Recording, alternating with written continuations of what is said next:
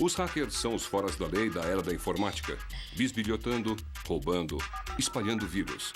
Ninguém vê os hackers com bons olhos hoje em dia, mas nem sempre foi assim. Esse hacker começou uma revolução em computadores. E este é o hacker que o inspirou. E este é o hacker que seguiu seu exemplo e pagou caro por isso.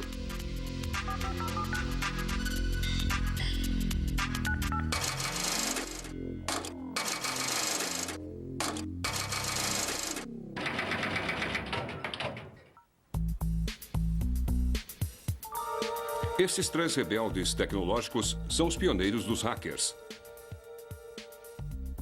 Para Steve Wozniak, ser hacker é inventar. Nós fizemos a diferença para a humanidade com esses computadores pequenos. Para John Draper, ser hacker é experimentar. Ser hacker é desfazer e fazer melhor, fazer coisas diferentes, usar o computador para fazer coisas legais. Oi, Steve, como vai você, cara? Tudo bem? Para Kevin Mitnick, ser hacker é uma subversão. É um conhecimento proibido. É como uma travessura. É tentar ser mais esperto que os outros. É o conhecimento, o desafio intelectual.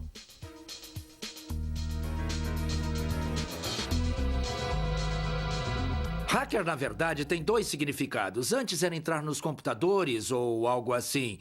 Eram uns caras que sentavam a noite toda com um equipamento emprestado e podiam tentar conseguir o programa perfeitamente. Suas histórias revelam como os hackers eram os heróis da revolução do computador, mas tornaram-se foras da lei no mundo que eles mesmos criaram. Oi. Oi? Pra que serve esse fio aí? Bom, isto é um fio de telefone. Vai da sua casa até aquele poste grande ali. Nós imaginamos que hacker é só com computadores, mas isto não teria sido possível sem a rede de telefones e foi aí que tudo começou. Em 1970, John Draper tinha acabado de sair do serviço militar e estava estudando engenharia eletrônica quando se deparou com um mundo secreto. Tudo começou com um telefone de um cara chamado Danny que prometeu revelar os segredos de uma nova onda, a pirataria do telefone.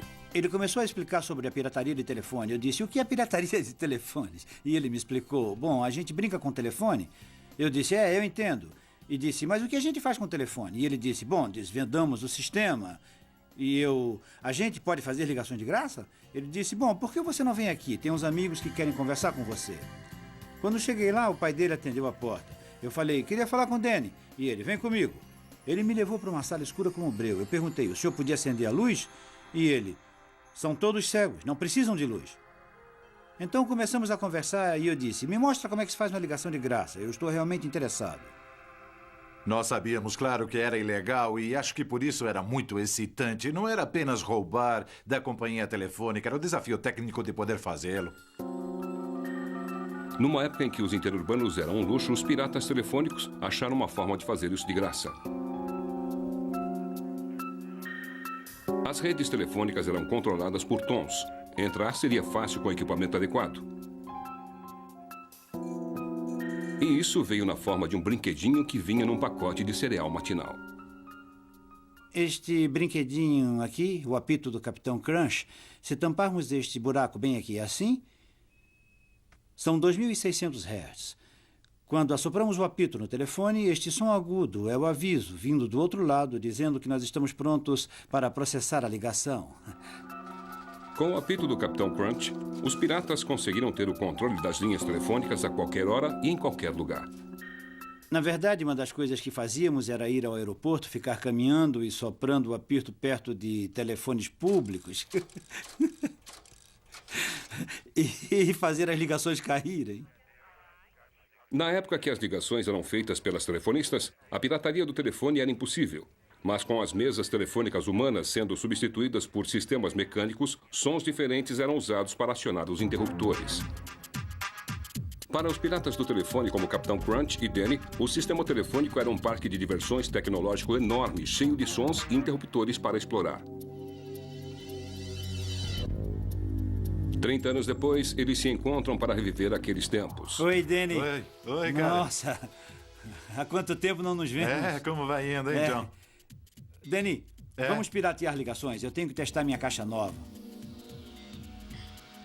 E a regra de ouro era nunca piratear em casa. Se fizessem isso, a companhia telefônica poderia achá-los.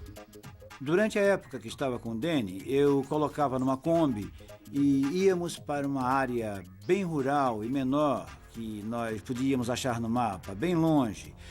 Acampávamos perto de um telefone e começávamos a piratear. Depois de aprender os tons que controlavam os interruptores, os piratas podiam viajar pelas linhas de estação em estação telefônica e de cidade em cidade. Mas precisavam de outras formas melhores para fazer os tons. Foi aí que o conhecimento de engenharia de John Draper entrou.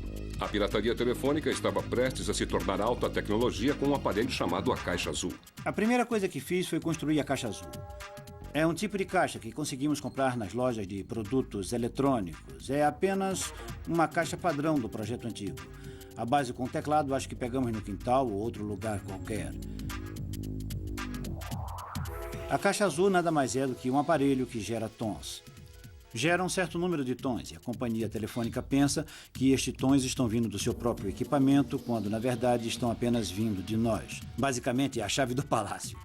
Se quisesse falar com uma telefonista em Nova York, eu apertava aqui 1, 2 e 1 iniciar e ela me conectaria com Nova York. A sua chamada não pode ser completada. Equipados com a Caixa Azul, os piratas faziam ligações para o mundo todo, sempre por diversão para ouvirem uma mensagem gravada numa língua estrangeira. O fato da companhia telefônica permitir que o sistema fosse usado realmente me espantava. Eu não podia acreditar que era tão fácil de fazer. KP 182, iniciar. Os modelos dos números realmente me intrigaram. Eu estava no nível superior de acesso à companhia telefônica, mas num nível bem básico de acesso. A tecnologia da Caixa Azul foi o grande começo da pirataria. A rede expandiu e logo os piratas faziam reuniões secretas em linhas de conferência no interior do sistema. A maioria das pessoas usava o telefone, as pessoas falavam de coisas triviais que os jovens normalmente falam, namoradas, coisas do tipo. Tinha uma garota aqui na Califórnia, ela brincava de telefonista. Os únicos piratas telefônicos que eu acho que tinham uma mentalidade de hacker. Um dos sistemas mais complexos no mundo na época era o sistema telefônico. E poder conhecer suas particularidades era ter acesso a uma fonte de descoberta muito rica. Não eram só interruptores mecânicos que os piratas aprenderam a manipular. Também tornaram-se hábeis manipulando os empregados das companhias telefônicas, uma arte que chamavam de engenharia social. O aspecto da engenharia social da pirataria, Danny era perito nisso. Aquele sistema é apenas a habilidade de entrar e falar com as pessoas dentro da companhia telefônica, fazendo eles acreditarem que nós trabalhávamos para a companhia. Ron, como vai? Bom, esse é o Bob Do escritório Alpine em Phoenix, Arizona. Tem um teste que precisamos fazer. Um teste de transmissão que precisamos para consertar uma das tiras de intercepção aí que se soltou e vamos pôr de volta. Ele podia ligar para a sala de interruptores, qualquer sala. Podia dizer que era o Fresno que estava falando. Encontramos um erro dentro do seu tronco aqui. Poderiam deter o número do tronco, isso, aquilo, etc. Poderiam me dar o código de identificação do tronco para isso. E o cara da companhia ia e dava. Quando as companhias telefônicas finalmente notaram a intromissão, não ficaram nada contentes. Muitos de nós fomos avisados várias vezes por agentes da companhia telefônica, sabe? Pessoas da segurança da companhia telefônica. As conferências dos piratas telefônicos logo se espalharam com histórias sobre investigações com agentes da companhia telefônica, em particular o notório Sr. Duffy. Bom, o Sr. Duffy decidiu fazer uma visita ao Bill. A mãe do Bill não quis impedir o Sr. Duffy de fazer alguma coisa. Um dos poucos agentes especiais costumava conversar comigo às vezes. Ele também conversou com meu pai algumas vezes, na esperança, claro, que eu desistisse. E então, claro, o Duffy visitou o Bill na escola, mas não acho que o Bill disse alguma coisa. Paramos por um tempo, mas então depois quisemos nos divertir de novo e acabamos voltando a fazer novamente. O Sr. Duffy logo ficaria ofuscado por uma ameaça bem maior, a exposição nacional na mídia, graças ao jornalista de Nova York, Ron Rosenbaum. Foi como entrar no subterrâneo, fora da lei eletrônico de Alice no País das Maravilhas. Eles estavam mandando mensagens para fora dos canais aceitos, mas eles estavam também criando a sensibilidade do hacker. Acho que os piratas telefônicos respondiam a um tipo de paranoia generalizada sobre telefones e sobre comunicação. Acho que por causa do movimento anti-guerra e a reação do FBI àquilo, todo mundo achava que seus telefones estavam grampeados. O telefone era um tipo de centro para um tipo de paranoia generalizada sobre intromissão governamental, falta de privacidade, esse tipo de coisa. Rosenbaum perseguiu Danny e Joe Gracia, mas o Capitão Crunch continuou anônimo. O Capitão Crunch é como um dos grandes personagens americanos. Uma fantasia sobre um super-herói criado em casa. Todo mundo que Ron Rosenbaum entrevistou tinha falado sobre o Capitão Crunch. Então eu liguei para ele e disse: olha, nós realmente gostaríamos que você não publicasse esse artigo porque não vai ser uma coisa boa.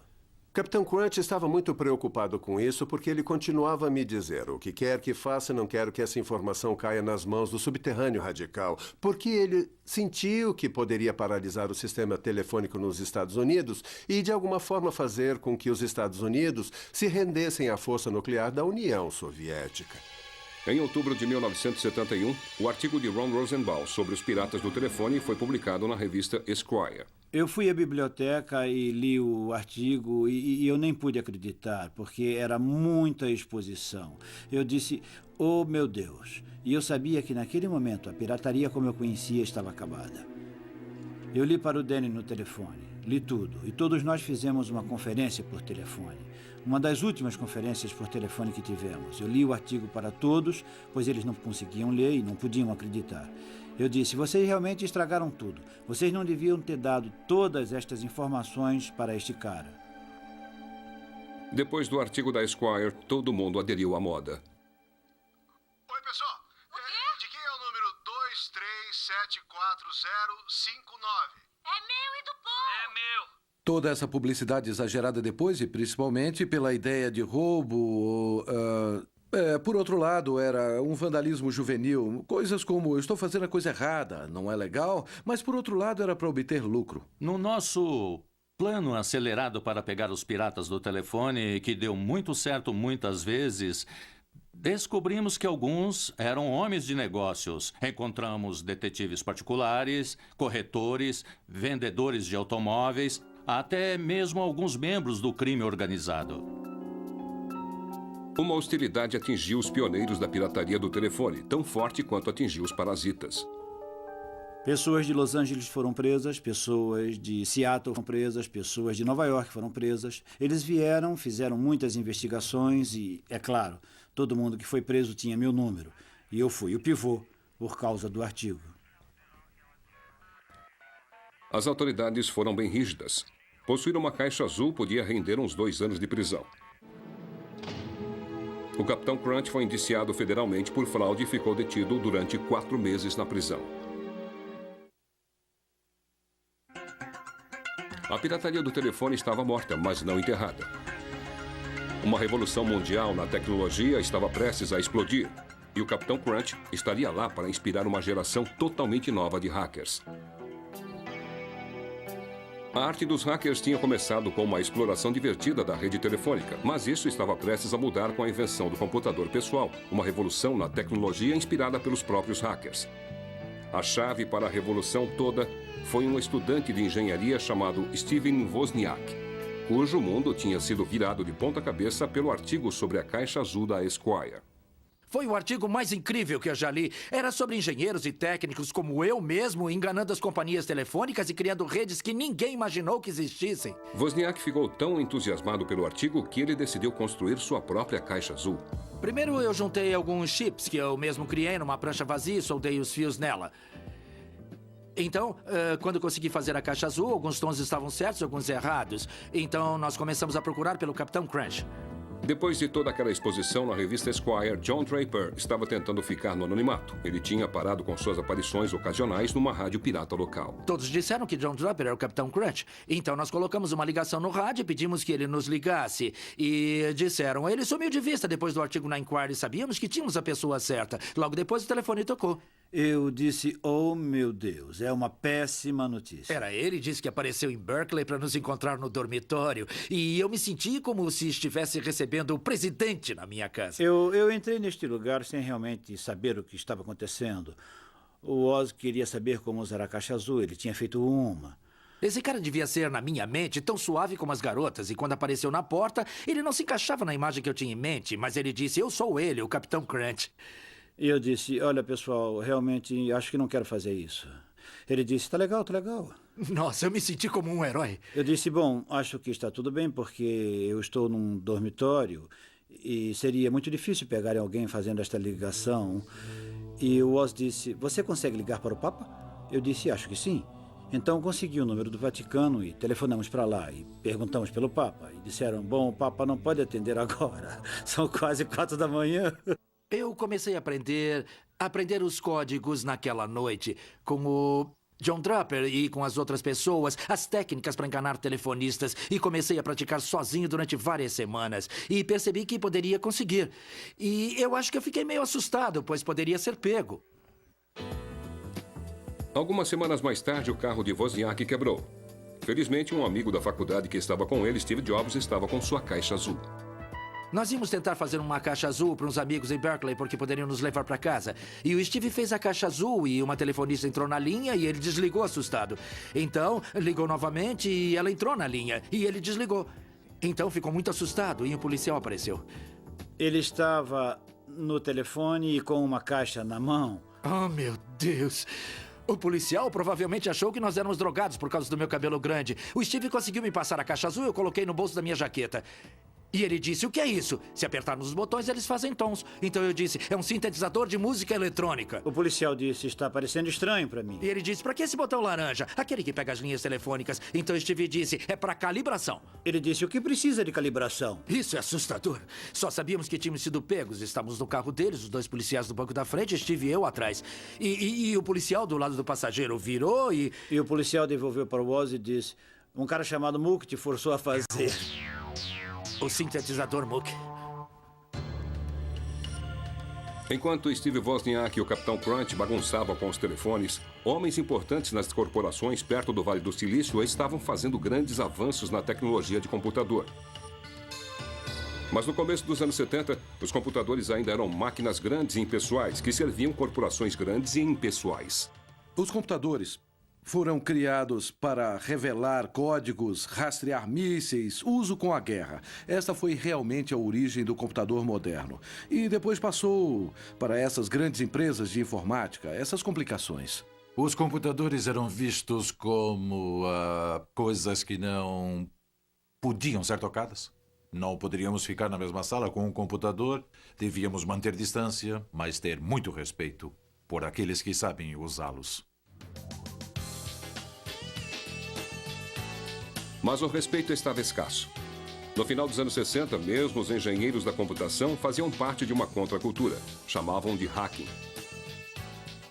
Era uma atitude radical com computadores. As metas práticas ficaram em segundo lugar para o que os hackers chamavam de prazer selvagem da exploração. Um sentimento que os piratas do telefone reconheceriam. A pirataria do telefone estava aprendendo a usar a tecnologia... como penetrar, utilizar e expandir a tecnologia de forma que não estivesse disponível ao grande público. Da mesma forma, os hackers do computador estavam rompendo uma fronteira, aprendendo a explorar computadores e usá-los para fazer coisas que alguns consideravam impossíveis. Para que os hackers conseguissem fazer alguma coisa, teriam que colocar as mãos no computador, o que na época era mais fácil falar do que fazer. Eu falei pro meu pai no primeiro ano de faculdade, algum dia eu vou ter um computador Nova 4K. E ele disse, Steve, é o preço de uma casa, então vou morar num apartamento, mas um dia eu vou ter esse computador. Quando os computadores eram um monte de máquinas barulhentas que custavam $5 bilhões para desenvolver, a ideia de ter um computador pessoal era inconcebível. Por que todo mundo quer ter o seu computador pessoal? É ridículo, é como ter sua própria bomba atômica ou qualquer coisa assim.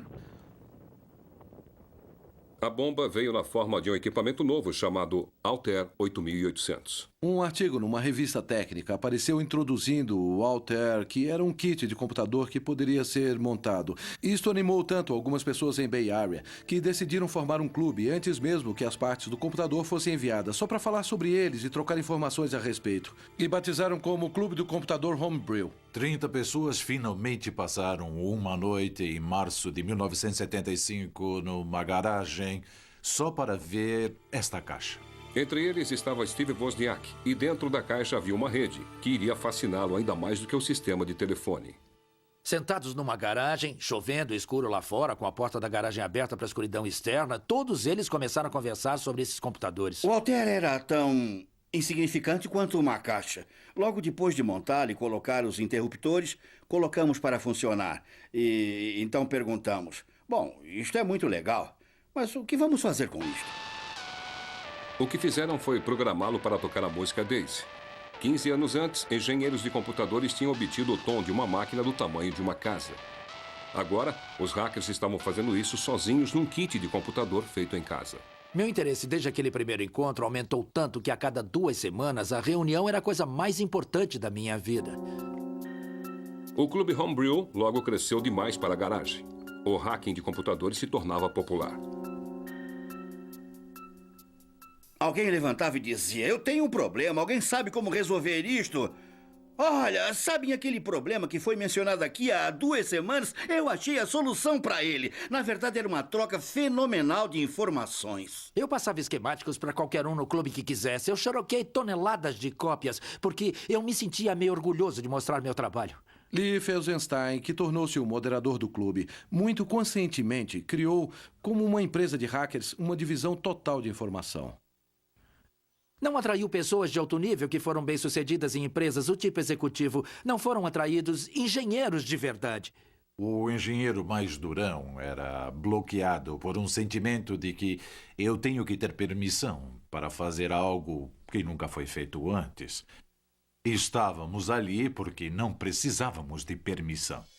Os hackers começaram a alcançar o impossível, construir seus próprios computadores. A sedução da tecnologia do computador finalmente estava em nossas mãos e realmente tínhamos o controle. Toda vez que alguém trazia um computador, apresentava um computador no clube Homebrew, a primeira coisa que fazíamos era desmontar rapidamente, aprender tudo sobre ele e encher o projetista com milhões de perguntas. Como isso funciona? Onde fica aquilo? Você sabe como coloca essa peça? Para que é isso aqui? Estavam tão fascinados com a exploração da tecnologia que os hackers não se importavam com o que seus computadores poderiam realmente fazer. Ninguém tinha uma razão prática para querer ter um computador pessoal. Haviam algumas desculpas como fazer o balanço de cheques, ou ter receitas, ou controlar as coisas em casa. Mas quase ninguém fez isso. É a culpa da função. Quer dizer, perguntamos a uma pessoa, legal, mas o que você faz com o seu trem modelo? Não, eu brinco com ele, eu gosto, é divertido experimentar. Mas além dos experimentos, muitos avanços de verdade seguiram.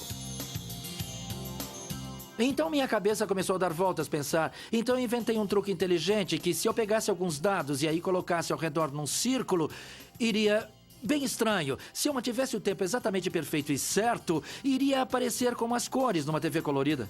Eu acredito que as coisas realmente importantes que temos nos computadores vieram dos hackers. O pessoal do clube conseguiu que os computadores fizessem coisas impensáveis. Eles jogavam, tocavam músicas e criaram gráficos e programas de desenho. No clube Homebrew, os hackers desfrutavam sua era dourada. Steve Wozniak trabalhava dia e noite na garagem para produzir o computador perfeito. Acho que o Woz personifica melhor o hacker. Ele conseguia criar o hardware e projetar o software desde o lápis e papel até o nível de produção. Se alguém já olhou para o meu circuito, diria que... Nossa, esse cara não só faz desenhos, como nós aprendemos também. Ele podia ver coisas que outras pessoas não veem e fazer contatos que outras pessoas não fazem. O que eu gosto nesses hackers é que eles têm uma forma diferente e talvez melhorada de encarar o mundo para fazer esses tipos de contatos. Os hackers faziam experiências com hardware ou software que conseguiam, mesmo que não fossem deles. Mas nem todo mundo queria partilhar. Em 1976, o Clube Homebrew recebeu uma carta importante de um outro pioneiro do computador. Como a maioria dos hackers deve saber, a maioria rouba software. Quem se importa se as pessoas que trabalham receberam? O que se faz mais diretamente é roubar.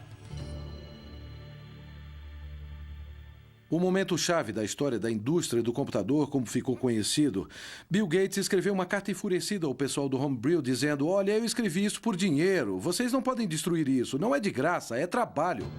A carta de Bill Gates foi um sinal do que viria. Os computadores pessoais estavam para se tornar um grande negócio, como Steve Wozniak descobriu quando sua invenção de garagem tornou-se o primeiro computador Apple. Ao inventar o Apple I, ele realmente não se importava em inventar um produto. Apenas queria um computador que funcionasse do jeito que queria. E que tivesse as peculiaridades e todas as características de design que quem faz computador por diversão gostaria que tivesse. Steve Jobs, seu amigo de escola que não fazia hardware ou software, disse: olha, a gente pode vender esses negócios. E aí o Woz disse: é legal, cara. A nova empresa de Wozniak e Jobs rapidamente seguiu o Apple I com o Apple II. O passatempo com o computador de Woz foi transformado no produto mais consumido naquele momento. O Apple II introduziu a ideia de colocar o computador numa caixa plástica como um aparelho de som ou um rádio que comprássemos. Era só levar, ligar e começar a funcionar. Montar o primeiro Apple à mão no quarto de Woz parecia ser uma coisa muito remota. Mas o balanço patrimonial na Apple logo mostrou uma história diferente. Eu recebi uma ligação do Steve. E ele disse: adivinha o que houve? Recebi um pedido de $50 mil. Quando se está juntando só migalhas de dólares e aí aparece um pedido de $50 mil, isso é um tremendo choque que a gente leva. O quê? Por volta de 1982, as vendas da Apple tinham alcançado mais de $500 bilhão por ano, mas ser hacker não era compatível com os negócios. Os dias do Clube Homebrew estavam contados. Ainda fui a algumas reuniões do Homebrew, mas já não era a coisa mais importante na minha vida. O que tinha se tornado mais e mais importante era a Apple Computer, a empresa. Agora eu tinha que direcionar toda a minha energia em tempo integral nas coisas que iam nos produtos que eram vendidos. Com empresas como a Apple se formando e se tornando negócios sérios, os segredos foram introduzidos. Não poderíamos contar aos amigos no clube do computador Homebrew quais eram seus planos para produtos, no que estávamos trabalhando, porque os competidores poderiam estar lá e diriam: a Apple está fazendo isso, vamos fazer um projeto parecido. Eu acho que isso levou ao fim do Homebrew. O Clube Homebrew se reuniu pela última vez em 1986, deixando para trás não apenas a Apple, mas 23 empresas de computador fundadas por seus membros. Os hackers poderiam alegar ter criado o mundo moderno, mas era um mundo no qual eles já não eram bem-vindos.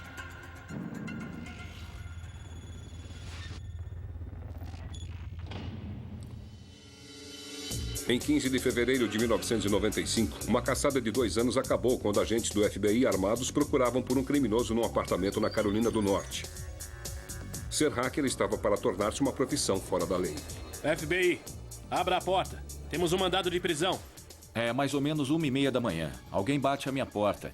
Eu nem olhei no relógio, pois se tivesse olhado não teria nem atendido. Quem é? E eles disseram: FBI. O FBI estava à procura de Kevin Mitnick, um hacker de 32 anos cuja invasão em computadores alheios tinha feito dele o inimigo público número 1. Mitnick estava no lugar errado, na hora errada, por uma série de razões. A internet estava começando a decolar. Tinham outros naquela época e acho que Mitnick foi para a mídia e para algumas pessoas do governo um bode expiatório. Foi um verdadeiro testa de ferro. 20 anos antes da prisão de Mitnick, os hackers tinham começado a revolução do computador. Os membros do Clube Homebrew tinham tirado o controle dos computadores das corporações e colocado nas mãos de pessoas comuns. Kevin Mitnick era um filho daquela revolução. Quando eu estava na escola, tudo era festa, fumar baseado, beber e coisas do tipo. Eu não gostava disso e não era muito socializado por alguma razão. Então eu procurava passatempos que eram basicamente solitários. Para a geração de Mitnick, havia um playground eletrônico totalmente novo para explorar. As corporações e as agências do governo estavam começando a conectar seus computadores. O sistema de telefones oferecia um caminho nestas redes sedutoras. Era como se a rede fosse o universo, jornada nas estrelas, indo onde nenhum homem já tinha ido. A rede de computador, a rede telefônica, indo onde nenhum hacker já tinha estado antes. Ele não tinha seu próprio computador e começou a usar os das lojas Radio Shack. E, na verdade, estava usando os modems nos computadores da Radio Shack para entrar em outros computadores, em outros lugares. A nova geração de hackers se inspirou nos foras da lei eletrônicos do passado, como o pirata do telefone Capitão Crunch. Ele era como alguém que eu ainda me espelhava por causa de sua inteligência e por sua habilidade e conhecimento sobre o sistema telefônico. Como os piratas do telefone, Mitnick utilizou várias habilidades para alcançar seu objetivo. Tão importante como o know-how técnico era a engenharia social, a habilidade de enganar e conseguir informações úteis de empregados insuspeitos. Mas Mitnick levou as coisas um pouco além. Quando tinha 17 anos, ele e seus amigos conseguiram entrar na sede da companhia telefônica e roubar manuais técnicos importantes. Era como se estivéssemos numa loja de doces. Líamos todos os manuais para descobrir como o sistema todo funcionava. O crime rendeu a ele uma pena juvenil. A companhia telefônica ficou irritada que alguém teve a audácia e a coragem de fazer isso, mas não se importou com os procedimentos de segurança e a sua segurança era ineficiente. A prisão de Mitnick fez escola para o futuro. Kevin continuou se metendo em apuros. Ele tinha uma habilidade incrível de ser preso. Mitnick não era o único que se metia em apuros. Oficiais da NASA em Huntsville, em junho passado, chegaram à conclusão de que pessoas desautorizadas tinham penetrado recentemente no computador do Centro Espacial Marshall várias vezes. Eram espertos o bastante para apagar os arquivos dos códigos de acesso. Os hackers, como se designavam, não eram somente espertos, mas arrogantes. Eles deixavam mensagens no computador do tipo: vocês não conseguem me pegar. É quase uma coisa biológica. Eu acho que as pessoas têm talento ou não para ser hackers e podemos notar isso nos jovens. Alguns veem o computador e dizem: meu Deus, é assim que finalmente posso me expressar como eu quero. Os grampos de telefone levaram o FBI até as casas de 4 adolescentes, todos da mesma escola. Foi onde Michael Strickland diz ter conseguido o número do computador da NASA. E foi colocado numa lista um número de modem comum de Huntsville, que obviamente estava errado. Mas, mesmo assim, eu decidi tentar ligar. O termo hacker começou a ser afetado por pessoas que não foram inspiradas pelo espírito de invasão do hacker. Haviam as invasões feitas por adolescentes que conseguiam obter senhas e de acesso, usar fraquezas de sistemas para entrar em outros computadores. Foi preciso um filme de Hollywood para transformar a irritação em pânico. De repente apareceu este filme que foi o número 1 nas bilheterias, Jogos de Guerra, que realmente glorifica a habilidade de usar computadores, de invadir sistemas muito poderosos e quase começar uma terceira guerra mundial. O significado do termo hacker ficou popular do dia para a noite. Um hacker era um jovem com espinhas que tinha poder para atacar uma rede de computadores que pertencia a uma organização militar enorme. A emoção era estar em qualquer lugar onde não deveríamos e permanecer indetectáveis. Como a rede de computadores expandia, o mesmo aconteceu com a paixão de Mitnick pela exploração. Agora ele tinha o hábito de deixar sua esposa, ir para um hotel barato e ficar no computador noite e dia. Com o advento da internet, não havia como detê-lo.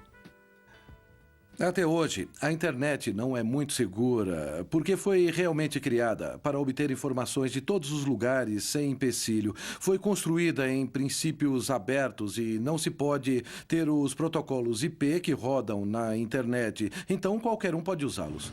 Mas os tempos mudavam rápido. Os dias de pioneirismo dos hackers tinham terminado. A internet foi criada para ser uma ferramenta de negócios. Os hackers já não eram bem-vindos. No final dos anos 70 e no começo dos 80, ser hacker foi realmente encorajado. Era uma coisa legal para fazer. Não era visto como um crime, mas um tipo de hobby e travessura bem interessante. E como a sociedade mudou com relação a mim, pois eu já não pirateava telefones e invadia computadores simplesmente por paixão, eu ignorava completamente como a sociedade estava mudando a meu respeito. As explorações dos hackers como Mitnick tornaram-se um problema para a vigência da lei. As coisas tinham mudado. Não era mais o mundo do Clube Homebrew. Hackers eram um problema para o FBI. O crime cibernético tinha ganhado muita notoriedade e nos tornamos, como os computadores na internet, mais atuantes e recebíamos muito mais reclamações. Mas isso era um novo tipo de crime. Não tinha janelas quebradas, carros roubados ou impressões digitais. Nós tínhamos que acompanhar o ritmo não somente da tecnologia, mas das novas técnicas de invasão. Sem freios, Mitnick escolhia alvos cada vez maiores. Em 1988, invadiu a rede da Digital Equipment Corporation e copiou detalhes de software altamente secretos. Logo, o FBI estava à sua procura. Nós começamos uma investigação sobre roubo de software, de sistema operacional de desenvolvimento, e ele foi preso em 1988, declarado culpado em 89 e condenado a um tempo de prisão federal. A DEC afirmava que o hacker do lado sinistro tinha causado um prejuízo de 4 milhões. No tribunal, Mitnick percebeu como o mundo tinha medo dos hackers. O promotor federal entrou no tribunal e disse ao juiz federal que, se o Sr. Mitnick chegar perto de telefone na prisão, os outros presos vão poder fazer interurbanos a cobrar. Ele vai começar uma nova guerra nuclear. E eu estava lá sentado no tribunal, dependendo do juiz. Não é estúpido? O juiz realmente acreditou muito na publicidade do caso e o colocou em confinamento numa solitária. Então eles me jogaram numa solitária durante 8 meses, baseado no medo que eu pudesse começar uma guerra nuclear de um telefone público. Ele tinha, no máximo, 1 hora fora da cela durante as 24 horas do dia, mas algemado. Em 1989, depois de 1 ano de prisão, Mitnick saiu em liberdade condicional e teve que participar de um centro de reabilitação. O juiz achava que ele era viciado em computador. Finalmente, ele teve a permissão de ir para o apartamento do pai, mas já era um homem marcado. A companhia telefônica monitorava todas as ligações das 3 linhas do nosso apartamento. Eu queria descobrir quem estava por trás de tudo e o porquê. Então, descobri que eram os investigadores na Pacific Bell que tinham colocado este equipamento. Então, comecei a obter informações. E como se coleta informações? Interceptando comunicações. Então, consegui as senhas de voz do sistema de voz deles, como a gente tem um para as nossas casas. Eu ouvia as mensagens e tentava obter qualquer informação que tivessem se estivessem falando de mim. Bom, o governo caracterizava isso como violar um computador. Então eles enviaram um mandado por violar minha liberdade vigiada e isso me deixou muito aborrecido. Então eu disse, me peguem se puderem. Quando o FBI foi prender Mitnick em dezembro de 1992, ele já tinha fugido. Ele estava fugindo porque não confiava no governo e não confiava no FBI e acreditava que se falasse com eles, eles o prenderiam novamente e teria que voltar à solitária. E ele faria qualquer coisa para não voltar para aquela cela novamente. Foi uma grande aventura. Fui para uma cidade, para um hotel, achei um lugar para morar, arranjei um emprego numa firma de advocacia e comecei a minha vida do zero. Mas, claro, eu tinha que construir um passado. E fiz isso sozinho, arranjando referências falsas. Arranjei uma identidade para que pudesse me sustentar. Bom, o que eu fiz foi baixar toda a informação de todo mundo que se graduou em informática. E então procurei por um nome que gostasse. E encontrei um, Eric Weiss. E sabia que esse era o nome verdadeiro de Harry Houdini. E já trabalhava na firma de advocacia em Denver há mais ou menos 1 ano, um pouco mais que 1 ano com o nome de Eric Weiss. E a minha ruína foi que continuei com o meu hobby de hacker. Mitnick podia entrar num sistema ligando para pessoas do seu celular enquanto caminhava para casa. iludindo administradores, secretárias e mesmo executivos para obter informação. Mitnick agora era hacker com o propósito de se manter um passo à frente da lei. Ao invadir uma companhia de telefonia celular e copiar esquemas dos seus telefones, ele conseguiu fazer chamadas não identificáveis. Ele nunca teve uma meta idealizada ou qualquer objetivo real, além de continuar invadindo e estar sempre um passo à frente do FBI. A notoriedade de Mitnick logo se espalhou. No verão de 1994, o fracasso do FBI em agarrar o fora da lei da internet virou notícia da primeira página graças ao jornalista John Markoff. Ele simplesmente era uma boa história. Um rapaz que já tinha sido preso antes, que conseguiu usar suas habilidades para evitar a vigência da lei. Era uma boa história. Ele criou o mito de Kevin Mitnick, o John Dillinger do espaço cibernético. Eu acho que tinha mais de 60 alegações sem fundamento, confirmadas como fatos, tais como invadir a Arad, alegar novas histórias falsas sobre o Security Pacific Bank, grampear o FBI. O retrato que Markoff fez de Mitnick aumentou o medo crescente de homens de negócios e membros do público que estavam ficando acostumados à ideia da vida online. Isso foi na época em que a internet estava sendo comentada, a rede mundial estava aparecendo e as pessoas estavam dizendo: nós podemos usar isso na nossa vida e nos negócios. E se continuarmos a usar isso em negócios, teremos que nos certificar que é seguro, porque se vou colocar milhões de dólares e vou ter informações sobre clientes ou empresas disponíveis para qualquer um na rede, quero me certificar que esteja disponível somente para as pessoas certas. Todos nós confiamos nos computadores nas nossas vidas diárias. Transporte, banco, Wall Street. De alguma forma, um computador nos toca em tudo o que fazemos. Quando pegamos o telefone, é um computador. E as pessoas não têm muita intimidade com a tecnologia. Acham que é uma coisa mística e mágica que alguém lá longe, que é o inimigo público número 1, pode manipular e arruinar tudo. Quando o FBI encontrou o inimigo público número 1, ele estava vivendo na Carolina do Norte sob o pseudônimo de Tom Case. FBI, abra a porta. Temos um mandado de prisão. Estão procurando a pessoa errada. Podem checar a caixa de correio lá embaixo. Imediatamente fui para o telefone e avisei minha família onde estava, porque eles não tinham nenhuma ideia que eu estava na Carolina do Norte. Liguei para o meu advogado... Só um minuto. E avisei a ele que o FBI estava na minha porta. Acabei abrindo a porta e me perguntaram: quem é você? E assim que eles entraram, disseram: você é Kevin Mitnick? Eu disse: não, sou Tom Case. E por que estão na minha casa? Não checaram as caixas de correio antes de entrar sem pedir licença? Eu banquei o ingênuo e o irritado. Vocês têm um mandado? E se você for um Kevin, nós temos. E eu não sou esse tal de Mitnick. Onde está o mandado? Aí eles disseram: temos que levá-lo para a sede do FBI, tirar suas digitais e ver se você é ele ou não. Aí eu disse: sem problema, tudo bem. Pode me dar seu cartão e me diga que horas querem que eu esteja lá de manhã e estarei lá. E eles: não, queremos que você vá agora. Não queremos que apareça lá mais tarde. E disseram: prendam ele, algemem ele. E fui preso. Mitnick estava de volta atrás das grades, desta vez com 25 acusações de fraude de computador e telefone.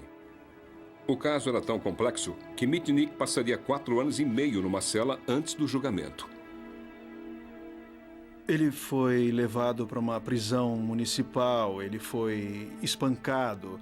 Muitas coisas foram feitas para que percebesse que o governo estava jogando pesado.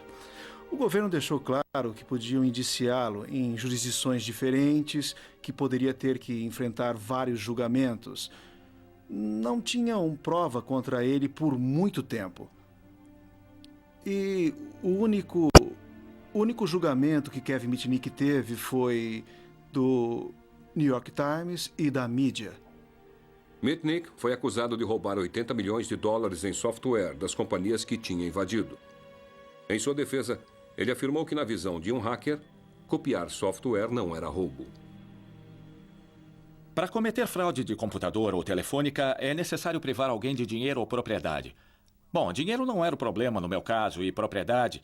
Como privar alguém de propriedade fazendo cópias? Estamos realmente tirando alguma coisa de alguém? Então é muito estranho. O governo nunca provou, ou foi provado, que eu tinha a intenção de usar ou revelar aquelas informações. Elas eram o troféu, eram a prova do hacker. Mitnick pode ter sido um herói folclórico para os hackers, mas outros não viram desta forma. Eu acho que os termos do jogo mudaram dramaticamente e o tipo de justificativa moral que podemos também fazer para o hacker. De certo modo, aquele espírito realmente fazia sentido com um mundo novo e acho que realmente não é possível justificar hoje da mesma forma. Em 1999, Mitnick foi condenado a 5 anos de prisão. A maior parte ele já tinha cumprido enquanto esperava pelo julgamento. Foi uma sentença mais longa do que a de muitos assassinos. Foi solto em liberdade condicional no começo do ano passado. Eu estou sob condições tão rígidas de liberdade condicional que, se eu resolvesse tocar neste computador, provavelmente seria mandado de volta para a prisão federal.